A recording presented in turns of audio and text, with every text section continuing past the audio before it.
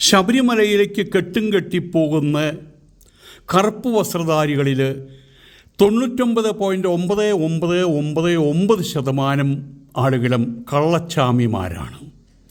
അവർക്ക് കഠിനവ്രതമൊന്നുമില്ല, കുടിലവ്രതമാണ് അവർക്കുള്ളത്. എന്താണ് കഠിനവ്രതത്തിൻ്റെ ലക്ഷണങ്ങൾ? അതിനുദാഹരണമുണ്ട്.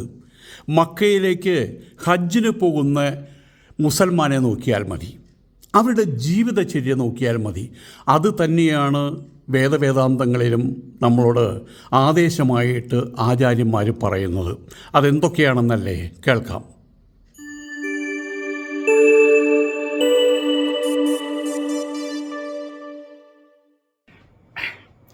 നമസ്കാരം. ഇന്ന് ഞാനൊരു വീഡിയോ ഇട്ടിരുന്നു. ശബരിമല മാവര് അയ്യപ്പൻ എന്നതിനെക്കുറിച്ച് പറഞ്ഞിട്ട്. അവിടെ രണ്ട് കാര്യങ്ങളുണ്ട്. നമ്മൾ ഏതെങ്കിലും ഒരാളുടെ മുഖത്തൊരു കരി ഇരിക്കുന്നുണ്ട് എന്ന് കരുതിയിട്ട് നമ്മൾ അയാളോട് പറയുകയാണ്, ഒരു മര്യാദ, സുഹൃത്തെ നിങ്ങളുടെ മുഖത്ത് കരി ഇരിക്കുന്നുണ്ടല്ലോ എന്ന് പറഞ്ഞാൽ അയാൾ തിരിച്ചു പറയാണ്, എന്നെക്കുറിച്ച് കുറ്റം പറയാൻ നിങ്ങളാര് എന്ന് ചോദിച്ചാൽ പിന്നെ നമുക്കൊന്നും മറുപടി പറയാനുണ്ടാവില്ല. ഞാൻ ശബരിമലയുമായിട്ട് ബന്ധപ്പെട്ട ചില ശരിയല്ലായ്മകളാണ് ചൂണ്ടിക്കാണിച്ചത്. ഇത് കഴിഞ്ഞ സമയത്ത് എനിക്ക് ഒരുപാട് ഫോൺ കോളുകൾ വന്നു. അതങ്ങനെ സാധാരണ വരുന്നത് ഫോൺ എടുത്താൽ തന്നെ പച്ചത്തറിയാണ്. പക്ഷെ ഇങ്ങനെയല്ല ഫോൺ വന്നത്. കുറച്ചും കൂടിയും മര്യാദയുടെ അംശം അതിനകത്തുണ്ടായിരുന്നു. അതിൽ 2-3 പേര് ചോദിച്ചത്, 3 പേര് ചോദിച്ചത്, ആരാണ് ഈ അയ്യപ്പൻ? അഥവാ അയ്യപ്പൻ, അതായത് നമ്മൾ ശബരിമലയ്ക്ക് പോകുമ്പോൾ എടുക്കേണ്ടുന്ന, നമ്മൾ വ്രതശുദ്ധി എന്ന് പറയാറുണ്ട്. പലപ്പോഴും മറ്റേ ചാനലുകാർ പറയും കഠിനവ്രതം. ആ പറയുന്നതിലൊരു കഠിന ഉണ്ട്, അല്ലാതെ വേറൊന്നുമില്ല. എന്താണ് ഈ കഠിനവ്രതം? അതിനെക്കുറിച്ച് എന്തെങ്കിലും ഏതെങ്കിലും തരത്തിൽ ആരും ഡിഫൈൻ ചെയ്ത് വെച്ചിട്ടുണ്ട്. ശങ്കരാചാര്യർ അതിനെക്കുറിച്ച് പറഞ്ഞിട്ടുണ്ട്. നമ്മൾ നല്ലൊരു സീക്കർ, ക്വാളിഫൈഡ് ആയിട്ടൊരു സീക്കർ, അതിൽ മുന്നോട്ടുള്ള മാർഗം ഏത് രീതിയിലായിരിക്കണം അയാൾ തിരഞ്ഞെടുക്കേണ്ടത്, എന്തൊക്കെ തിരഞ്ഞെടുക്കണം, എന്തൊക്കെ തിരഞ്ഞെടുക്കാൻ പാടില്ല എന്ന് വളരെ വ്യക്തമായിട്ട് ശങ്കരാചാര്യർ 5 ശ്ലോകങ്ങളിലൂടെ, സാധനാ പഞ്ചകം എന്നാണ് പറയുക, അതിലൂടെ 40ഓളം കാര്യങ്ങൾ പറഞ്ഞിട്ടുണ്ട്. ഇന്നിപ്പോൾ സമയം ഇവിടെ 8:30 ഞാൻ ആ സാധനാ പഞ്ചകം ശ്ലോകം ഒന്ന് ചെല്ലാം. കാരണം അത് 40 കാര്യങ്ങൾ അതിനകത്ത് പറഞ്ഞിട്ടുള്ളത്. ഈ 40 കാര്യങ്ങൾ ഓരോ മിനിറ്റ് പറയുമ്പോൾ 40 മിനിറ്റായി. അത് ഞാൻ പിന്നെ പറയാം, നാളെ മറ്റന്നാളായിട്ട് പറയാം.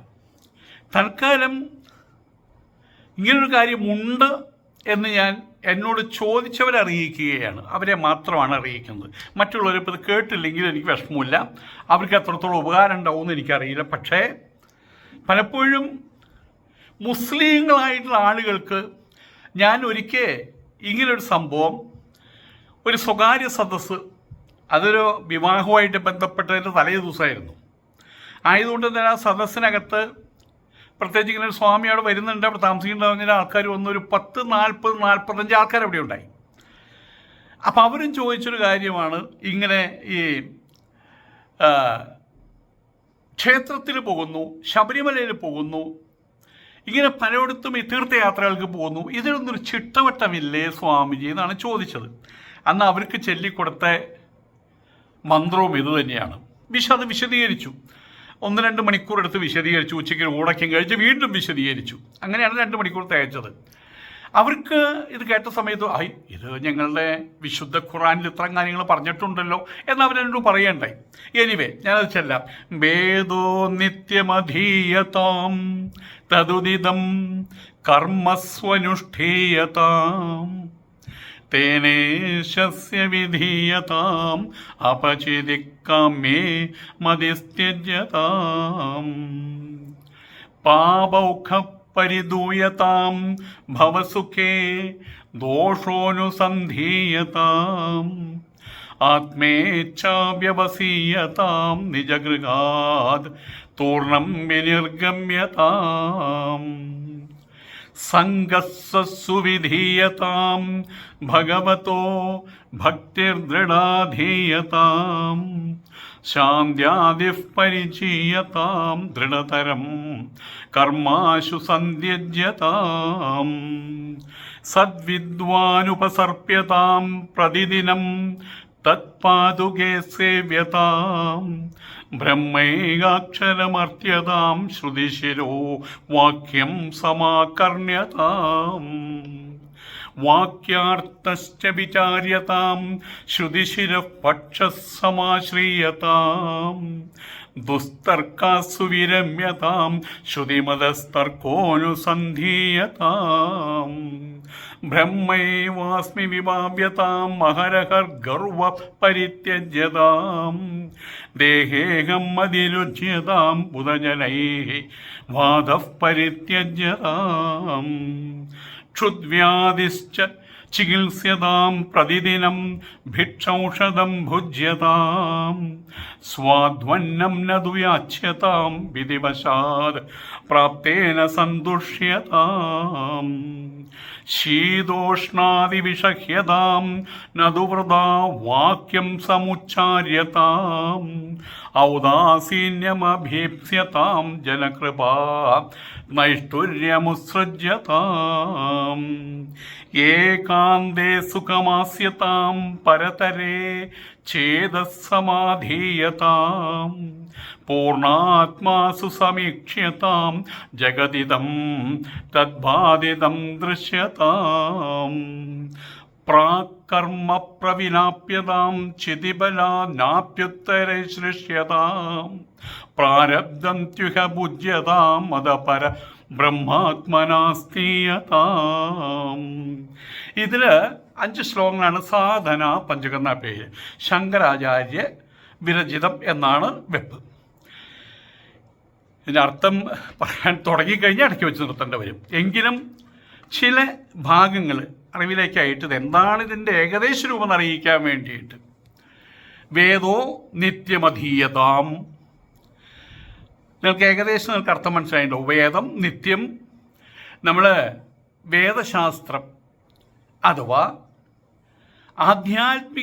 ആധ്യാത്മികതയുടെ വഴിയിലൂടെ മുന്നേറുന്ന ഒരു സീക്കർ, ഒരു തത്വാന്വേഷകൻ, അല്ലെങ്കിൽ ഈശ്വരാന്വേഷി, അങ്ങനെയും പറയാം. ക്വാളിഫൈഡ് ആയിട്ടൊരാൾ, അങ്ങനെ ഒരാൾ എന്നും വേദം പഠിക്കേണ്ടതുണ്ട്.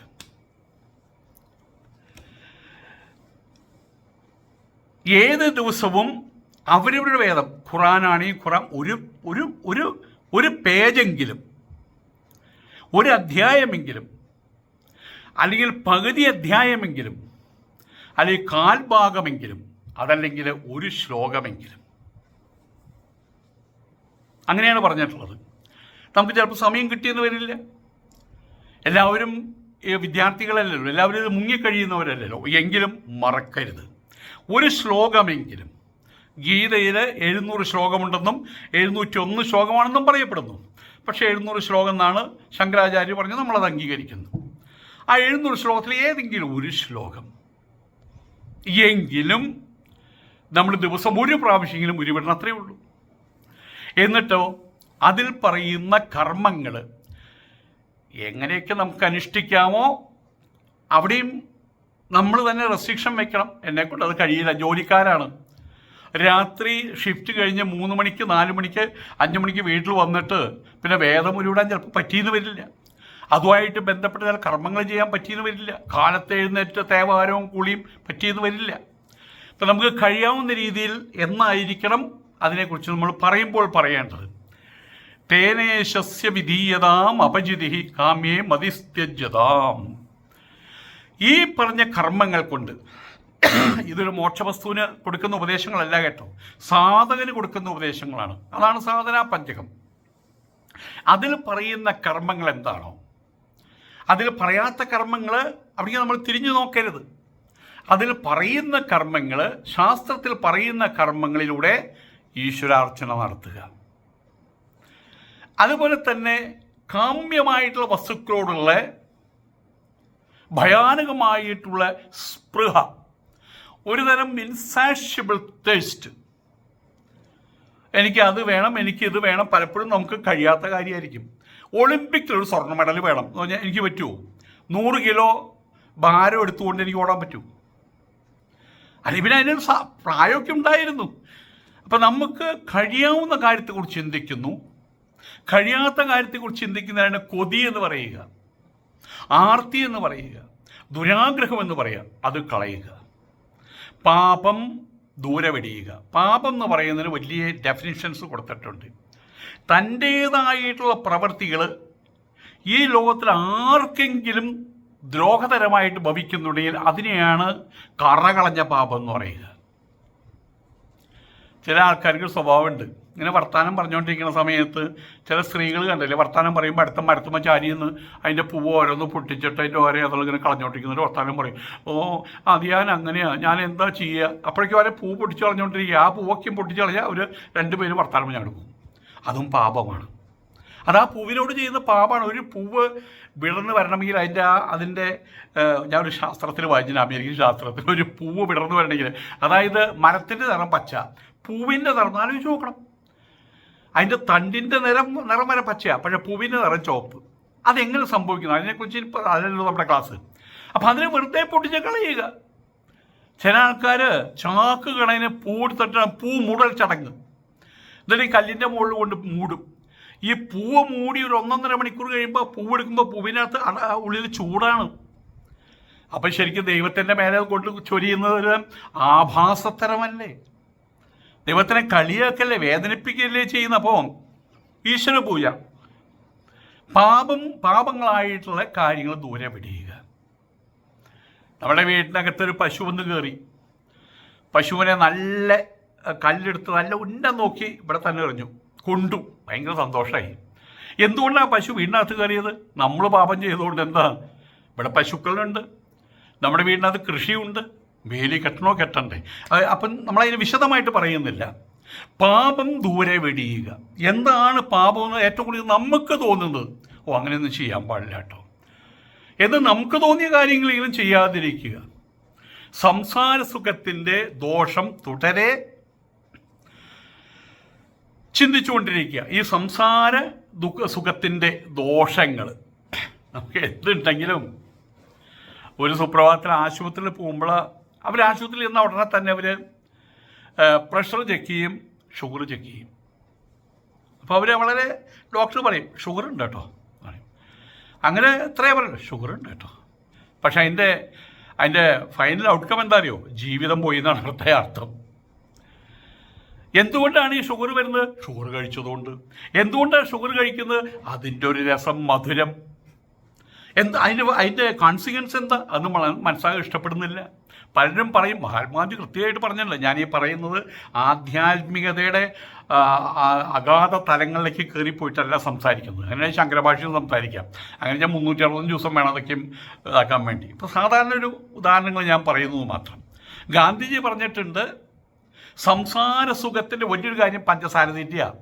ലഡ്ഡു, ജിലേബി, അത് പറയുമ്പോൾ തന്നെ കൈപ്പക്ക എന്ന് പറയുമ്പോൾ നമുക്ക് എല്ലാവർക്കും നാവി വെള്ളം വിടും. കൈപ്പക്കായ തിന്നിട്ട് എത്ര കാലമായി എന്നാണ് പറയാറുണ്ടോ? പക്ഷേ ലഡ്ഡു ജിലേബി എന്ന് 10 വട്ടം പറഞ്ഞാൽ കൂടെ ഇങ്ങനെ വായന്ന് വെള്ളം വരും.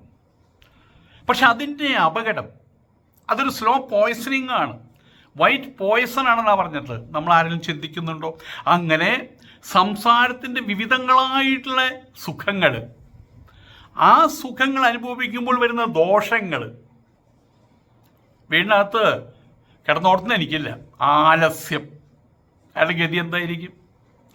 അവസാനം കൈയും കാലം അങ്ങനെ പറയാം 150 കിലോ ആയിട്ട് അയാൾ ഇങ്ങോട്ട് നടക്കുമ്പോൾ ശരീരം അങ്ങോട്ട് പോകും, ആടിക്കൊണ്ടിരിക്കും ശരീരം അങ്ങനെയൊക്കെ. അപ്പോൾ സംസാര സുഖം എന്ന്. അതുപോലെ തന്നെ ആഹാരം, നമ്മളൊരുപാട് ആഹാരം ഇഷ്ടപ്പെടുന്നവരാണ് നമ്മൾ. ആൾക്കാരെന്ന് പറയും ഞാനൊരു ബിരിയാണി അടിച്ചു എന്നൊക്കെ പറയുന്ന ആൾക്കാരുണ്ട്, ഞാനൊരു ചിക്കൻ അടിച്ചു അങ്ങനെയൊക്കെ പറയുന്ന ആൾക്കാർ. ഞാൻ ഇന്ന് ആര്യഭവനിൽ പോയിട്ട് 16 കൂട്ടം കറികൾ അടിച്ചു, ചുറ്റുപോലെ കറികൾ വെച്ചിരിക്കുകയാണ്. എന്നിട്ട് ഇങ്ങനെയൊക്കെ എടുക്കണം. അതൊക്കെ കുത്തി നിറച്ച അവസരം എന്ന് പറഞ്ഞിട്ട് ഓംകാരം മുഴക്കി വരുന്ന ആൾക്കാരുണ്ട്. വീട്ടിൽ വേണ്ടത്രയുണ്ട്. പിടിച്ച് തുറക്കുക, എന്തേലും വയലെടുത്തിടുക. അതിൻ്റെ ഉള്ള പറയും ബെന്തോ ഒരു ചായ കൊണ്ടുവരും. 1 മണിക്കൂർ കഴിയുമ്പോൾ വീണ്ടും ബെന്തോ ഞാൻ ചായ കൊണ്ടുവരാൻ പറഞ്ഞില്ലേ, ചായ കൊണ്ടുവരാൻ പറഞ്ഞു, ചായ തരുകയും ചെയ്തു, നിങ്ങൾ കുടിക്കുകയും ചെയ്തു. മറന്നോ നിങ്ങൾ? ഓ അങ്ങനെയാണ്, എന്നാലും ഒരു ചായ തന്നേക്കോ. ഇങ്ങനെ ദിവസം 45 ചായ കുടിക്കുക. ദൈവം, ഞാൻ രസകരമായിട്ടൊരു പദ്ധതി പറയാം. ദൈവം നമുക്കായിട്ട് നമ്മളിവിടെ പിറന്നു വീഴുന്ന സമയത്ത് അമ്മയുടെ ഗർഭപാത്രത്തിൽ നിന്ന് പുറത്തു വരുമ്പോൾ അപ്പോൾ പിന്നെ പൊക്കിൾ കൂടി ബന്ധം അവസാനിച്ചു. പിന്നെ നമ്മളായിട്ട് ആഹാരം കഴിക്കണം. അതിന് ദൈവം നമുക്കൊരു പാത്രത്തിൽ നമുക്ക് ആഹാരം തന്നിട്ടുണ്ട്. ഇത്ര ആഹാരം കഴിക്കാൻ പാടുള്ളൂ. മൊത്തം ജീവിതത്തിൽ ഈ പാത്രമല്ല കേട്ടോ. ഇത്ര ടൺ അരി, ഇത്ര ടൺ ഗോതമ്പ്, ഇത്ര ലക്ഷം പപ്പടം, ഇത്ര കിലോ മാങ്ങാക്കറി, ഇതൊക്കെ കണക്ക് വെച്ചിട്ടുണ്ട്. ഇത് നിങ്ങൾ വേഗത്തിൽ തീർത്ത് എന്തുണ്ടാവും? അതുപോലെ ആഹാരം കുത്തി കുത്തി കയറ്റി എന്തുണ്ടാവും? ഒരു 40-45-50 വയസ്സാകുമ്പോഴേയും പ്രഷറും കയറും, പ്രമേഹവും കയറും, കൊളസ്ട്രോളും കയറും, പിന്നെ എല്ലാം ഇറങ്ങും. ഒരു സുപ്രഭാതം കെട്ടുകൾ മൂന്നും അവിടെ എത്തുന്നർത്ഥം. പക്ഷെ നമ്മൾ കുറേശ്ശെ കഴിച്ചാലോ? അപ്പം ഈ ലോകത്തിൽ അത് കഴിയുന്നവരെ നമുക്ക് നിലനിൽക്കാൻ പറ്റും. അപ്പം ആഹാര കാര്യങ്ങളിൽ അതിലുള്ള സുഖം, അതിൻ്റെ സുഖത്തിന് ശേഷം വരുന്ന ദോഷം, അത് തുടരെ ചിന്തിച്ചുകൊണ്ടിരിക്കുക. ആത്മജ്ഞാനത്തിൽ കൗതുകം വളർത്തുക. ആത്മേച്ഛ വ്യവസീയതാം നിജഗൃഹാൽ പൂർണ്ണം വിനിർഗമ്യതാം. ആത്മജ്ഞാനത്തിൽ കൗതുകം വളർത്തുക. എന്താണ് ആത്മജ്ഞാനം? ഈ കാണുന്നതും കേൾക്കുന്നതും അനുഭവിക്കാൻ കഴിയുന്നതുമായിട്ടുള്ള ലോകം ശാശ്വതമല്ല. ആണോ? ഈ കേൾക്കുന്ന നിങ്ങളിൽ ആരുടെയെങ്കിലും മുത്തച്ഛൻ്റെ അപ്പൂപ്പൻ ജീവിച്ചിരിപ്പുണ്ടോ? പോട്ടെ, ഈ കേൾക്കുന്ന ആരുടെയെങ്കിലും മുത്തച്ഛൻ്റെ അപ്പൂപ്പൻ മരിച്ചിട്ട് അദ്ദേഹത്തെ അടക്കിയ സ്ഥലം നിങ്ങൾക്കറിയോ? പലർക്കും അതും അറിയില്ല. നാളെ നിങ്ങളുടെ ഗതി എന്താവും? അതാണ് പറയുന്നത്, എല്ലാവരും യമാലയത്തെ പ്രാപിക്കുന്നു, ശേഷാ സ്ഥിരത്വമിച്ഛന്തി കിമാശ്ചര്യ മതഃപരം. യുധിഷ്ഠിരനോട് ചോദിക്കുക, യുധിഷ്ഠിര, യക്ഷനാണ് ചോദിക്കുന്നത്. യക്ഷൻ യുധിഷ്ഠിരൻ്റെ അച്ഛൻ തന്നെയാണ്, ഒരു പരീക്ഷണത്തിന് വന്നതാണ്. ഏറ്റവും വലിയ അത്ഭുതം എന്താണെന്നാണ് ചോദിക്കുന്നത്. അഹന്യകനി ഭൂതാനി പ്രവിശന്തി യമാലയം. സകല ഭൂതങ്ങളും താനും പൂട്ടാ. ഞാൻ ഒരു സ്ത്രീ ഒരിക്കൽ വന്ന്, അതെന്ന് ഭയങ്കര ഭക്തിമതിയാണ്. സന്യാസിമാരോട് ഭയങ്കര ഭക്തിയാണ്. അവരെന്ത് ചെയ്താലും ഇതിനൊരു തുപ്പിയാലും അത് പ്രസാദമായിട്ട് സ്വീകരിക്കുക. അങ്ങനെ ഒരു ഭ്രാന്താണ്. ഒരു സെൻ്റെ അടുത്ത് വന്നപ്പോൾ എനിക്ക് ഇങ്ങനത്തെ ആളെ കണ്ടുകൂടാ. വലിയ ഭക്തി. എൻ്റെ അടുത്ത് വന്നിട്ട് കാലൊക്കെ തൊട്ട് വന്നിച്ച്, എൻ്റെ മോൻ ചൈനയിലാണ് സ്വാമിജി, അവനവിടെ ജോലി ആയിട്ടുണ്ട്, അവനോട് സ്ഥിരം നിൽക്കണമെന്നുണ്ട്, എന്തായിരിക്കും സംഭവിക്കുക? അവൻ എന്തായിരിക്കും, അവൻ്റെ ഭാവി എന്തായിരിക്കും? ഇതാണ് ചോദ്യം. ഞാനെന്ന് പറയുന്ന പൊട്ടൻ ഒറ്റയടിക്ക്, അവർ നല്ല വിദ്യാസമ്പന്നയാണ്. അപ്പം ഞാനത് തമാശയായിട്ട് എടുക്കുന്നു. ഞാൻ പറഞ്ഞു, എല്ലാവരുടെയും ഭാവി ഞാൻ ഈ ലോകത്തുള്ള സകല ആൾക്കാരുടെ ഭാവിയും ഒരു തെറ്റും കൂടാതെ ഞാൻ പ്രവചിക്കാം. എന്താണ്? നിങ്ങളുടെ അവസാനം മരണമായിരിക്കും. നിങ്ങളുടെ മകൻ്റെ അവസാനവും മരണമായിരിക്കും. ആ സ്ത്രീ സ്പോട്ടിൽ വെച്ച് തലയിൽ 2 അടി നേരെ പോയിട്ട് സ്വാമിയോട് പോയി പറഞ്ഞു, എൻ്റെ മോൻ മരിക്കുമെന്ന് പറഞ്ഞു. എന്ന് സ്വാമിക്ക് വിവരം മനസ്സിലായി. സ്വാമി എന്നെ വിളിച്ചു. എന്നിട്ട്, റാസ്കൽ, നിനക്ക് തലയ്ക്ക് ഒട്ടുണ്ടോടാ ചോദിച്ചു. കണ്ണിയാണ്ട പെണ്ണോട് ഇങ്ങനെ പറയരുത്, ഈ സന്യാസിമാർ പറഞ്ഞ മുഴുവൻ അത് അച്ചട്ടാകുമെന്ന് കരുതിയിരിക്കുന്ന ആൾക്കാരാ എന്നും പറഞ്ഞു. അപ്പോൾ പറഞ്ഞു വരുന്നത്, ആത്മജ്ഞാനത്തിൽ കൗതുകം വളർത്തുക എന്നോട് പറയുമ്പോൾ ഈ കാണുന്നതും കേൾക്കുന്നതും അനുഭവിക്കാൻ കഴിയുന്ന കാര്യക്രമങ്ങളോട് അതിന് പെർമനൻസി ഇല്ല. അതാണ് ഏറ്റവും വലിയ അത്ഭുതമായിട്ട് യുധിഷ്ഠിരൻ പറയുന്നത്. അഹന്യഹനിഭൂതാനി പ്രവിശന്തിയമാലയം. അഹന്യഹനിഭൂതാനി സർവഭൂതങ്ങളും, അതാണ് ഈ ഭൂമണ്ഡലം തന്നെ സൂര്യനില്ലാതായി മാറും. കാണുന്ന എല്ലാ സൂര്യന്മാരും അതിനൊക്കെ കോടിക്കണക്കിന് എങ്കിലും ആയുസ്സുണ്ട്.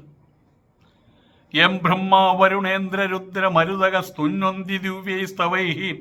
ആ ശ്ലോകം മുഴുവൻ വായിച്ചറിയാൻ പറ്റും. ബ്രഹ്മാവിനും ആയുസ്സുണ്ട്, വിഷ്ണുവിന് ആയുസ്സുണ്ട്, ശിവനും ആയുസ്സുണ്ട്. ആയുസ് ഒടുങ്ങാത്ത പരമസത്യം അത് ഏകമാണ്. ലാ ഇലാഹ ഇല്ലല്ലാഹ്. ബ്രഹ്മസത്യം ജഗന്മിഥ്യ. അതാണ് സത്യം. അത് മാത്രമാണ് സത്യം. എല്ലാത്തിൻ്റെയും ആത്യന്തികമായിട്ടുള്ള അവസ്ഥ അതാണ്. ആധാരം അതാണ്. പല രൂപത്തിലും പല ഭാവത്തിലും പലരും പറയുന്നത് മാത്രം, പല പേരിൽ. ആ ആത്മജ്ഞാനത്തിൽ കൗതുകം വളർത്തുക. വീട്ടിൽ നിന്ന് വിട്ടുപോകുക. നല്ല കാര്യമല്ലേ? നിങ്ങൾക്കൊക്കെ വീടില്ലേ? സ്വാമിക്കൊരു വീടുണ്ടായിരുന്നില്ല. ഇപ്പം നിങ്ങളോട് ഒരു വീട് വെച്ചു തന്നു. ആ സ്വാമിയാണ് പറയുന്നത്, ആ സ്വാമിയല്ല, സ്വാമിയാണ് പറയുന്നത് വീടിൽ നിന്ന് വിട്ടുപോകാൻ. എന്താ സ്വാമി ആദ്യം വിട്ടുപോകും? എൻ്റെ സുഹൃത്തെ, അതല്ല പറയുന്നത്. വീട് എന്ന് പറഞ്ഞാൽ ഗൃഹം, ഈ കാണുന്ന വീട്, ഈ ശരീര മനോബുദ്ധി ഉപാധി ഭൂതഗ്രാമം. അതൊരു സുപ്രഭാതത്തിൽ അത് വിട്ടുപോയേ മതിയാകൂ. നമ്മളുടെ അദ്ദേഹത്തിൻ്റെ പേര് ഞാൻ എപ്പോഴും സത്സംഗം പറയുമ്പോൾ പറയണം വിചാരിക്കും, മറക്കും. അദ്ദേഹം പാട്ടുകാരനായിരുന്നു, നല്ല മെല്ലിച്ച്. അടുത്താലത്ത് മരിച്ചു അദ്ദേഹം. നന്നായിട്ട് മെല്ലിച്ച്, നല്ല ഉയരത്തിൽ, മൂസ എന്തോ അങ്ങനെ പേര്. അദ്ദേഹത്തിൻ്റെ പ്രശസ്തമായിട്ടുള്ള പാട്ടാണത്. കെട്ടുകൾ മൂന്നും കെട്ടി കട്ടിലിനെന്നെയും കെട്ടി, ആ പാട്ട്. ആ അവസ്ഥ, കട്ടിലിൽ ഇങ്ങനെ സുഖമായിട്ട് കിടക്കുകയാണ്. മഹല്ല് കമ്മിറ്റിക്കാർ, അല്ലെങ്കിൽ നായർ സർവീസ് സൊസൈറ്റി, അല്ലെങ്കിൽ SNDP-കാർ, അതല്ലെങ്കിൽ വേട്ടൂർ സമയം, ഏത് സമയം ഏതോ ഒന്നോ ആകട്ടെ, അവരൊന്നിങ്ങനെ എന്തൊരു സുഖാലേ ആ പോക്ക്. ഒരാളും കുറ്റം പറയില്ല, കള്ളൻ എന്ന ഒരാളും പറയില്ല. ആ ദിവസത്തെ രാജാവാണ് നമ്മൾ. എന്താ അതിനെക്കുറിച്ച് ആലോചിക്കാൻ താല്പര്യമുണ്ടോ? ഹേയ് യോ അത് താല്പര്യമില്ല. ആരോ പറഞ്ഞ പോലെ കൂട്ടുകാരൻ മരിച്ചു, തലേ ദിവസം വരെ പന്തുകളി കാണാൻ പോയിരുന്നതാ, പിറ്റേ ദിവസം കാലത്ത് വീണാൽ മരിച്ചു. ശ്മശാനത്തിലേക്ക് കൊണ്ടുപോവുകയാണ്. കൊണ്ടുപോകുന്ന സമയത്ത് വേറൊരു കൂട്ടുകാരൻ ഇയാളും കൂടിയിട്ടാണ് പോകുന്നത്. അപ്പോൾ അയാൾ പറഞ്ഞു, ബാലകൃഷ്ണൻ ഇന്നലെ പോലും ഞങ്ങൾ പന്തുകളിക്ക് പോയതാ, എന്തെങ്കിലും ഒരു ആരോഗ്യക്കുറവ് അവനുണ്ടോ? മാത്രമല്ല എപ്പോഴും പറയും ആരോഗ്യം ശ്രദ്ധിക്കണം ഒന്നും പറയും. കണ്ടു, ശരി നമുക്ക് നടക്കാം. ശ്മശാനത്തിൽ ദഹിപ്പിക്കാൻ കൊണ്ടുപോകണം. അദ്ദേഹത്തെ കൊണ്ടുപോയി ഇവർ പിന്നാലെ കുറച്ച് കഴിഞ്ഞിട്ട് അതിൻ്റെ അവിടെ കർമ്മങ്ങളും കഴിയണമല്ലോ. എന്നിട്ട് അവിടെ ചെല്ലാണ്. അവിടെ ചെന്ന് ശ്മശാനത്തിൻ്റെ കവാടത്തിൻ്റെ അവിടെ എത്തിയപ്പോൾ ഇയാൾക്കൊരു മനം മാറ്റം. അതേ ഞാൻ അങ്ങോട്ടില്ല, നീ പോക്കോ. ഹൈ, അപ്പം നീ ഇപ്പോൾ അവിടെ നിന്ന് ഇത്ര 3 കിലോമീറ്റർ നടന്നു വന്നത് അവൻ്റെ ശവം കാണാൻ വേണ്ടിയില്ല. അല്ല, ഞാനില്ല അവിടേക്ക്. എന്താ നിനക്ക് പറ്റിയേ? അല്ല, അതേ അവിടെ എഴുതി വെച്ച് കാണുമ്പോൾ മനസ്സുമല്ലാത്ത വിഷമം. എന്താണത്? ഇന്ന് ഞാൻ, നാളെ നീ. അതവിടെ എഴുതി വെച്ചിട്ടുള്ളത്. അപ്പം മരിച്ചു കിടക്കുന്ന ആൾ പറയുന്ന പോലെയാണ്, ഇന്ന് ഞാൻ, നാളെ നീ. ഇന്ന് ബാലകൃഷ്ണനായിട്ടുള്ള ഞാൻ, നാളെ രാമൻകുട്ടിയായിട്ടുള്ള നീ. അത് വായിക്കും വലിയ, ഞാൻ പോവാ, നീ പോയി കണ്ടോ. പറഞ്ഞു വരുന്നത്, നമ്മുടെ എല്ലാവരും അവസാനം ഈ കാണുന്നും കേൾക്കുന്നും അനുഭവിക്കുന്നുമായിട്ടുള്ള ഈ ശരീര മനോബുദ്ധി ഭൂതഗ്രാമം എവിടെ നിന്നാണ് ഉണ്ടായത്? മനുഷ്യ നീ മണ്ണാകുന്നു, ആ വെളിച്ചം പാടിയതാണ്. ആ മണ്ണിലേക്ക് തന്നെ തിരിച്ചു പോകും നിജം, സംശയമില്ല. അതൊന്ന് ഇടയ്ക്കൊന്നൊരു മരണോപാസന വെറുതെ ഒന്ന് പറഞ്ഞു നോക്കിയാൽ. ഈ ശരീര മനോബുദ്ധിയായ ഉപാധികൾക്ക് ശവമാണ്. എന്നിലുള്ള ആ പ്രജ്ഞാവിശേഷത്തെ ആൾക്കാർ സ്വാമി, അബൂബക്കറേ, ഖദീജേ, പാത്തു, ശാന്ത എന്നൊക്കെ വിളിക്കുന്നത്. അതങ്ങോട്ട് കഴിഞ്ഞാലോ, ഒരു ദിവസം കഴിയുന്ന സമയത്ത്, പണ്ട് ബുദ്ധൻ്റെ കാലഘട്ടത്തിൽ, ബുദ്ധൻ്റെ രാജ്യത്തിൽ ഒരാൾ മരണമില്ല. അവിടെ ആരും മരിച്ചതായിട്ട് അവിടെ കണ്ടിട്ടില്ല, ബാലമരണങ്ങളൊന്നുമില്ല. ഒരിക്കൽ അപ്പോൾ അവിടുത്തെ രാജകുമാരി അറിയിച്ചിട്ടില്ല, മരണം എന്താണെന്ന് അറിയിച്ചിട്ടില്ല. അവർക്ക് വിഷമം, മരണമുണ്ട് അവിടെ, പക്ഷെ അത് ആ കൊട്ടാരത്തിനകത്തേക്ക് ആ വാർത്ത കൊണ്ടുപോകില്ല. അവർക്ക് സങ്കടാവില്ല, എൻ്റെ അച്ഛൻ മരിക്കുമോ, എൻ്റെ അമ്മ മരിക്കുമോ, സങ്കടാവില്ലേ, ഒന്നും അറിയിച്ചില്ല. അപ്പം അങ്ങനെ ഇരിക്കുന്ന സമയത്ത് അവിടെ ഈ വഴിയിൽ കൂടെ കുറേ ആൾക്കാർ പോകുന്നു. അപ്പോൾ അവൾ മട്ടുപ്പാവിൽ നിന്ന് ചോദിച്ചു, എവിടേക്കാണ് നിങ്ങളിങ്ങനെ ഓടിപ്പോണേ? അയ്യോ അതേ, നമ്മളുടെ സദാനന്ദനെ സർപ്പദംശനമേറ്റു, ആതുരാലയത്തിലേക്ക് കൊണ്ടുപോയിരിക്കുക. ഓ അതാണല്ലേ, ഓ ശരി. അത് കഴിഞ്ഞ് നാഴികകൾ കഴിഞ്ഞപ്പോഴും അതേ ആൾക്കാർ അയ്യോ സദാനന്ദൻ പോയി എന്നും പറഞ്ഞ് വീണ്ടും ഓടുക. അപ്പോൾ അവർ ചോദിച്ചു, സദാനന്ദൻ എവിടേക്കാ പോയി? എന്നേക്കുമായിട്ട് പോയി മോളെ. അതെന്താ അങ്ങനെ? സദാനന്ദൻ ഇവർ കണ്ടിട്ടുണ്ട്, സദാനന്ദൻ പോയി എന്ന്. ഇനി സദാനന്ദൻ ഇവിടെ ഇല്ലെന്ന്. ഹൈ, അതെന്താ അങ്ങനെ? എന്നാൽ ഞാനും പോവാൻ. രാജകുമാരി അവിടെ നിന്ന് ഇറങ്ങി. അവരും ഈ സദാനന്ദനെ കാണാൻ ചെല്ലുകയാണ്. അവിടെ ചെന്നപ്പോൾ എന്താ സ്ഥിതി? സദാനന്ദൻ അവിടെ കിടക്കുന്നുണ്ട്. പക്ഷെ എല്ലാവരും പറഞ്ഞു സദാനന്ദൻ പോയി, സദാനന്ദൻ നമ്മളെ വിട്ടുപോയി എന്ന് കരയുന്നുണ്ട്. അപ്പോൾ ഇവർ ചോദിച്ചു, നിങ്ങൾ എന്തിനാണ് കരയുന്നത്? സദാനന്ദനല്ലേ എവിടെ കിടക്കുന്നത്? അപ്പോൾ അവർ പറഞ്ഞു, സദാനന്ദൻ പോയി മോളെ, ഇത് സദാനന്ദൻ്റെ ശവമാണ്.